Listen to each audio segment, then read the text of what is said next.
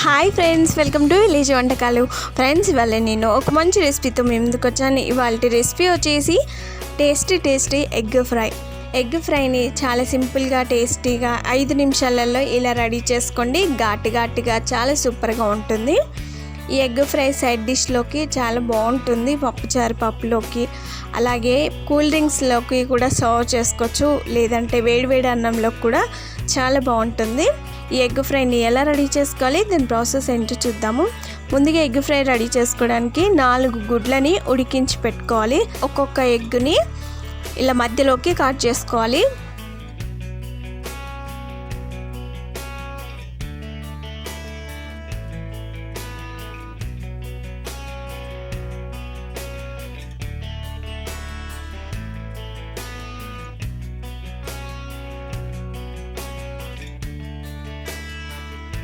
చూసారా, అన్నిటిని కూడా ఇలా ఈక్వల్గా కట్ చేసుకోవాలి.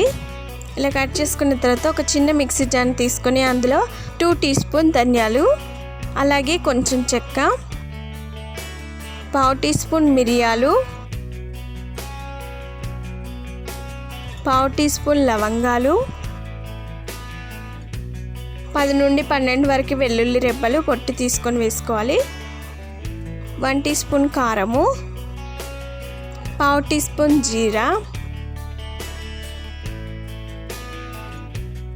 చిటికెడు పసుపు, అలాగే 1/2 టీ స్పూన్ లావుప్పు. మీరు సన్నదైనా వేసుకోవచ్చు. 1/2 టీ స్పూన్ వరకు వేసుకున్నాను. మిక్సీపై మూత పెట్టుకొని మెత్తని పేస్ట్ లాగా మిక్సీ పట్టుకోవాలి. తర్వాత స్టవ్ పైన ఒక వెడల్పాటి ప్యాన్ పెట్టుకొని అందులో 2 టీ స్పూన్ ఆయిల్ వేసుకోండి.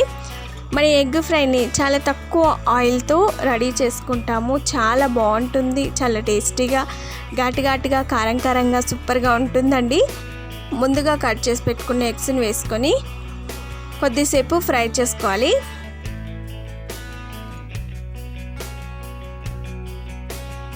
అవి కొంచెం ఫ్రై అయిన తర్వాత దాన్ని స్పూన్లతో రెండో వైపు తిరగతిప్పేసుకోవాలి.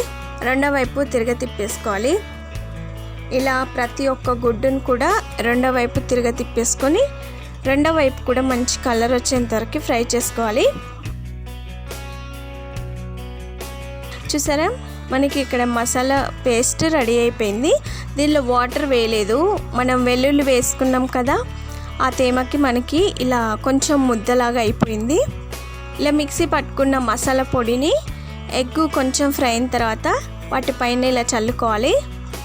ఎగ్ని ఇలా ఫ్రై చేసుకొని మనం మసాలా యాడ్ చేసుకోవడం ద్వారా చాలా బాగుంటుందండి, టేస్టీగా ఉంటుంది. ఆయిల్లో ఈ మసాలాను కూడా కొద్దిసేపు ఫ్రై చేసుకోవాలి. ఇలా ఎగ్ పైన వేసుకోవడం ద్వారా మసాలా అనేది ఎగ్గుకు పడుతుంది, చాలా రుచికరంగా ఉంటుందండి. మసాలా వేసుకున్న తర్వాత ఎగ్స్ని బోర్లో వేసుకోవాలి. ఎగ్స్ని ఇలా రివర్స్లో వేసుకొని ఫ్రై చేసుకోవాలి. అలాగైతే లోపల ఉన్న నీలం అనేది బయటికి రాకుండా చక్కగా ఫ్రై అయిపోతుంది. తర్వాత అందులో చిటికెడంత కారము, తర్వాత రుచికి సరిపడినంత ఉప్పు వేసుకోవాలి. ఇలా కొద్దిసేపు ఫ్రై చేసుకున్న తర్వాత స్టవ్ ఆఫ్ చేసుకోవాలి. దీన్ని ఫ్రై చేసుకునేటప్పుడు స్టవ్ని సిమ్లోనే పెట్టుకొని ఫ్రై చేసుకోవాలి. హై ఫ్లేమ్లో పెడితే కారం కదండి, మాడిపోతుంది. ఇలా కొద్దిసేపు ఫ్రై చేసుకున్న తర్వాత ఒక సర్వింగ్ ప్లేట్లోకి తీసుకొని సర్వ్ చేసుకోవడమే. చూడండి, ఎంతో టేస్టీగా ఉండే ఘాటైన ఎగ్ ఫ్రై రెడీ అయిపోయింది. ఘాటుగా భలే టేస్టీగా ఉందండి, చాలా బాగుంది.